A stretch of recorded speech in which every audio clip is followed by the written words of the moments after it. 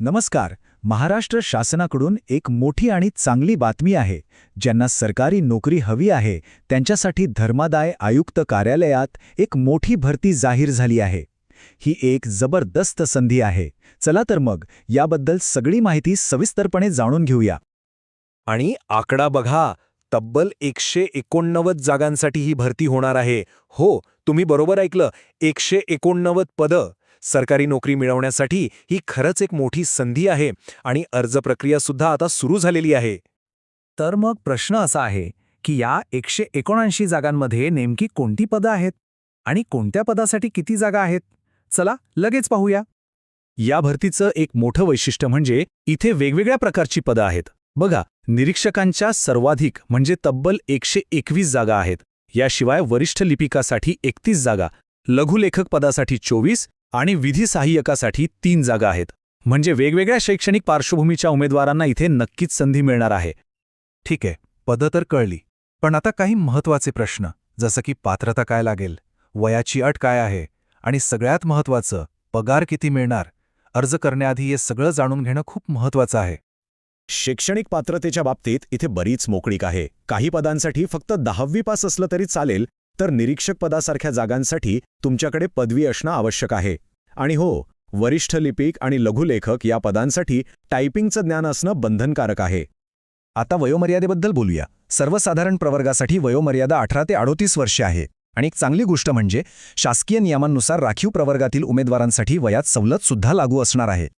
आणि आता येतोय सगळ्यात आकर्षक भाग, म्हणजे पगार. या पदांसाठी वेतन श्रेणी 25,500 रुपयांपासून सुरू होते आणि ती तब्बल 1,42,400 रुपयांपर्यंत जाते. विचार करा, सरकारी नोकरीची स्थिरता आणि इतका चांगला पगार, ही संधी खरंच सोडण्यासारखी नाहीये. चला आता शेवटच्या आणि सर्वात महत्त्वाच्या टप्प्याकडे जाऊया, म्हणजे अर्ज प्रक्रिया. अर्ज कसा करायचा, परीक्षा कधी आणि कशी असेल आणि अर्ज शुल्क किती आहे, हे सगळं आता आपण पाहूया. परीक्षा ऑक्टोबर किंवा नोव्हेंबर 2025 मध्ये ऑनलाईन होईल. म्हणजे तयारीसाठी आपल्याकडे पुरेसा वेळ आहे. अभ्यासक्रमात 4 मुख्य विषय आहेत: मराठी, इंग्रजी, सामान्य ज्ञान आणि चालू घडामोडी आणि बौद्धिक चाचणी. त्यामुळे आत्तापासूनच तयारीला लागणं महत्त्वाचं ठरेल. अर्ज शुल्काचा तपशील अगदी सरळ आहे.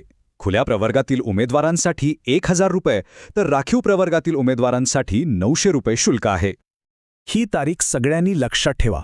अर्ज करण्याची शेवटची तारीख आहे 3 ऑक्टोबर 2025 आणि अर्ज रात्री 11:55 स्वीकारले जातील. त्यामुळे शेवटच्या क्षणाची वाट न पाहता लवकरात लवकर अर्ज करणं खूप गरजेचं आहे. तर सगळी आवश्यक माहिती आता आपल्यासमोर आहे. महाराष्ट्र शासनासोबत काम करण्याची ही एक मोठी संधी आपल्या दारात उभी आहे. आता प्रश्न फक्त एवढाच आहे की या सुवर्ण संधीचं सोनं कोण करणार? अधिक सविस्तर माहितीसाठी आणि ऑनलाईन अर्ज करण्यासाठी धर्मादाय आयुक्त कार्यालयाच्या अधिकृत वेबसाईटला म्हणजेच www.charity.maharashtra.government.in इथे नक्की भेट द्या. तिथे तुम्हाला सविस्तर जाहिरात आणि सर्व सूचना मिळतील. तयारी करणाऱ्या सर्व उमेदवारांना खूप खूप शुभेच्छा.